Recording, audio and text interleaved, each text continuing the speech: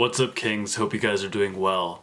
Most of you who have followed me for any period of time would know that I really adore Napoleon Hill, specifically his book Think and Grow Rich.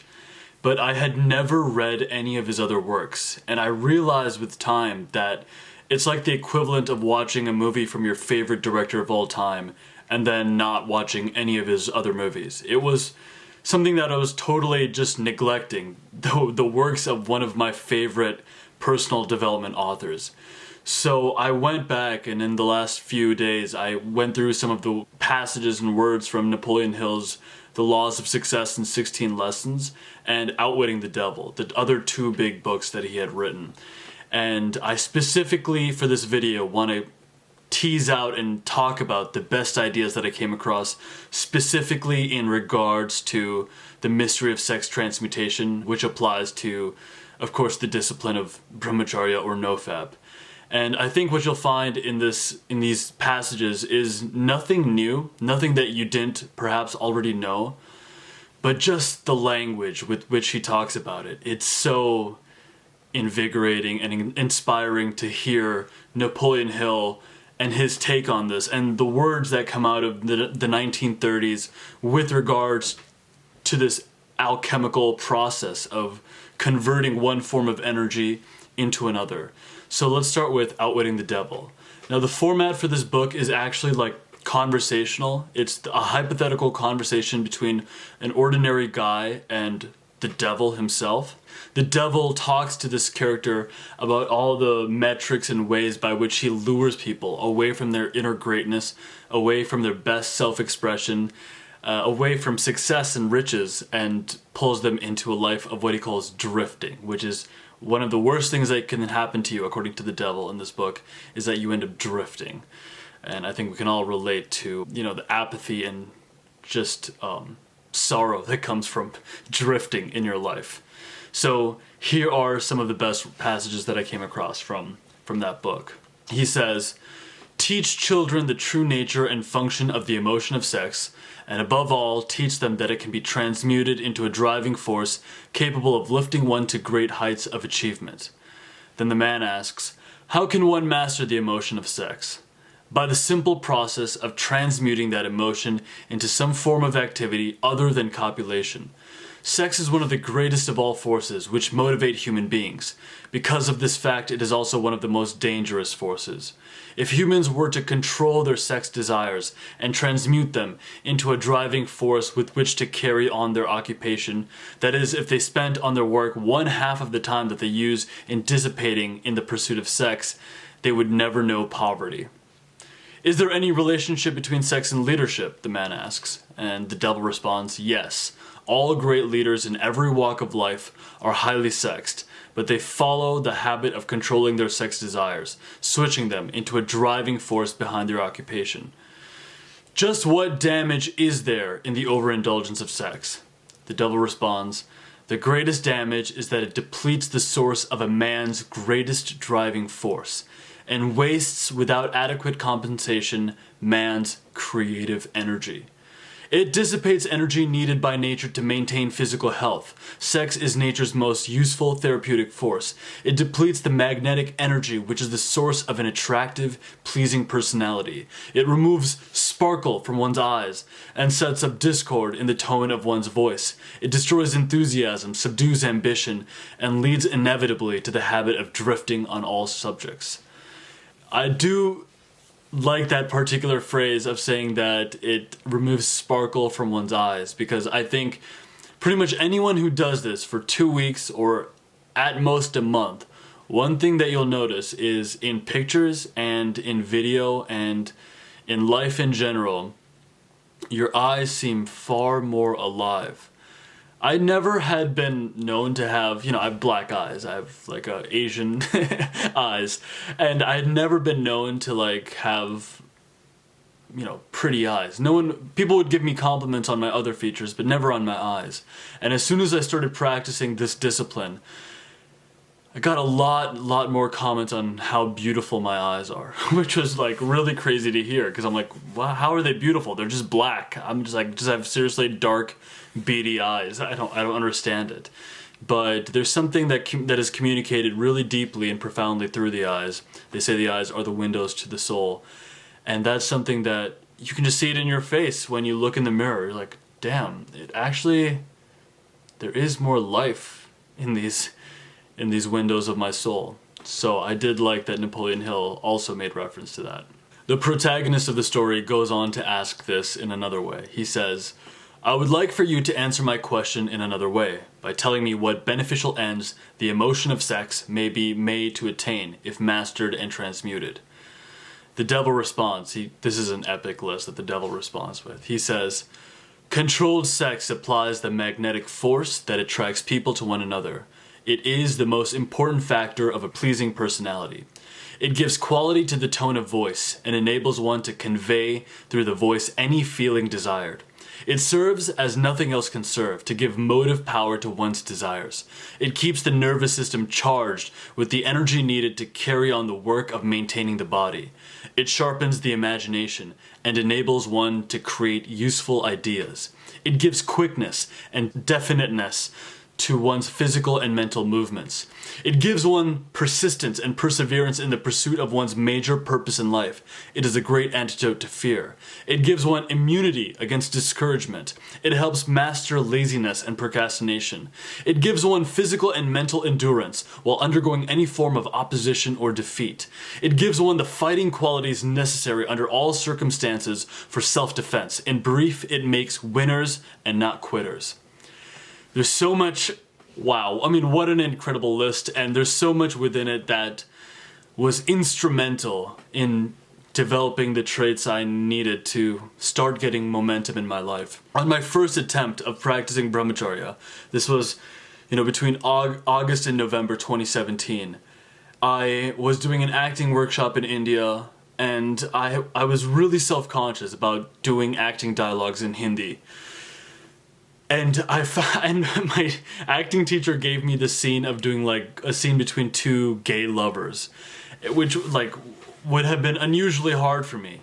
And I went in with this scene, and I remember I was about maybe 3 weeks of NoFap at the time. The sheer potency of my acting, I was like, tears were streaming up. I mean, it was all real, it was all authentic.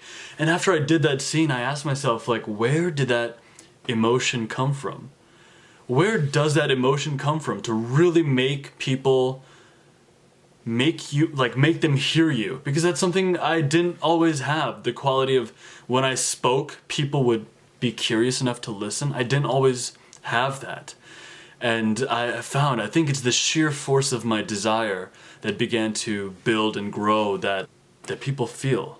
And that's what drew in a listening ear. And it made enormous strides in my acting, and it helped me master my fear and master my laziness. So all of these benefits that the devil character in the story lists off in this epic way, I really experienced them, and I continue to use these superpowers to really break through my fear about the things I want to try to do, and embrace the uncertainty of my field, and really just keep pursuing it. It is my driving force to making it all happen. The protagonist goes on to say, do I understand you to say that knowledge of the true functions of sex and ability to think accurately are the two things of greatest importance to mankind?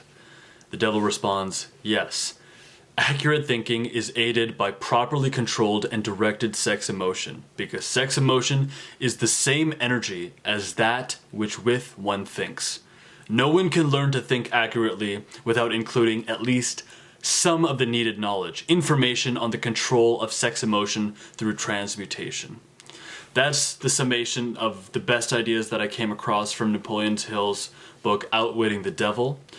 I'm now going to move on to his other book. This one is an 1,100 page, his magnum opus in some ways, called The Laws of Success in 16 Lessons. Before passing away from the brief reference made to sexual contact as a means of revitalizing a depleted mind, it seems appropriate to call attention to the fact that all of the great leaders in whatever walks of life they have arisen have been and are people of highly sexed natures.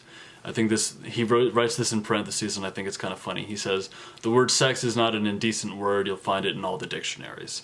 He goes on to say, There is a growing tendency upon the part of the best informed physicians and other health practitioners to accept the theory that all diseases begin when the brain of the individuals is in a depleted or devitalized state. Stated in another way, it is a well-known fact that a person who has a perfectly vitalized brain is practically, if not entirely, immune from all manner of disease. One thing you may find as you kind of get deeper and deeper into your NoFap journey is that you become sick far less. And furthermore, you don't suffer from depression as much, if that's something that you've been wrestling with through your life. I know that around the wintertime in Minnesota, I don't get depressed necessarily, but I definitely become more sluggish and gloomier. And the practice of this discipline in the time that I've done in like the last year and a half, it's been enormously helpful in counteracting that. And I definitely have never gotten sick. In fact, the only times that I ever feel like body weakness or that my joints are hurting a little bit after a workout, it's when I've broken a streak, when I've relapsed. But while my streaks have been maintained, it doesn't matter if I've been sleep deprived or if I've been stressed, I tend to have an energetic, healthy body. And I'm sure many of you have experienced the same thing. All of the great geniuses, as far as this author has been enabled to gather the facts, were highly sexed people. It is a well-known, I love this part of the passage.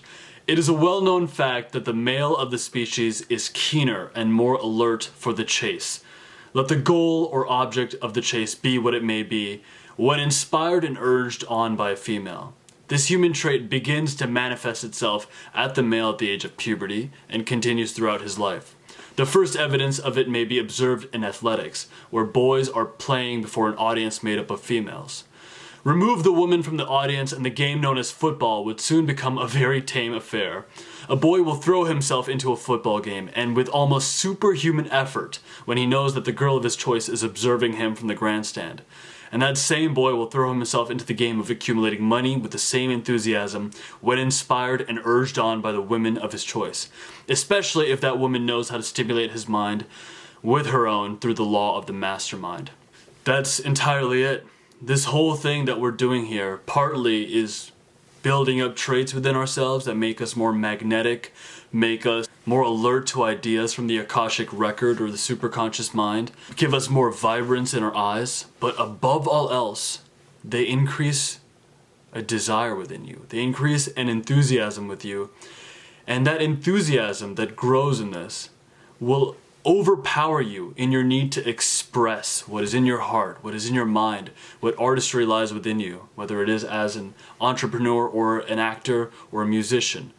Your sheer desire to express the artistry within you will be greater than your fear, will be greater than the tumultuousness of the industry that you might be a part of, and it will carry you to great heights of achievement. And you can feel the inklings of this potency within 14 days. And to really feel the full force of this power, if you can make it to 90 days as long as you can make it. And it's not, perfection isn't required. What's required is striving for perfection and settling for excellence. Because to those of us who can wrestle with this energy, pull it outwards, push it outwards, and express what is within us, well, to us, I say greatness is coming. Thanks so much for watching, guys. If you're new here, my name is Nikhil. This channel is about blending the esoteric, spiritual strength practices of the East and mixing them with the industriousness of Western philosophy. And I also like to draw a lot of inspiration from cinema and novels to talk about personal development for creatives and entrepreneurs. So if that appeals to you, I'd love to have you subscribe if you like this video. I know it was a lot of me just reading, but I think what's really cool about reading from someone like Napoleon Hill is even though you may already know what the words are, what the message is, it sort of impresses it into your emotional intelligence a little more to hear it from a great man such as him. So if you like the video, I'd love it if you could like the video and subscribe, and I will see you guys really soon. Cheers.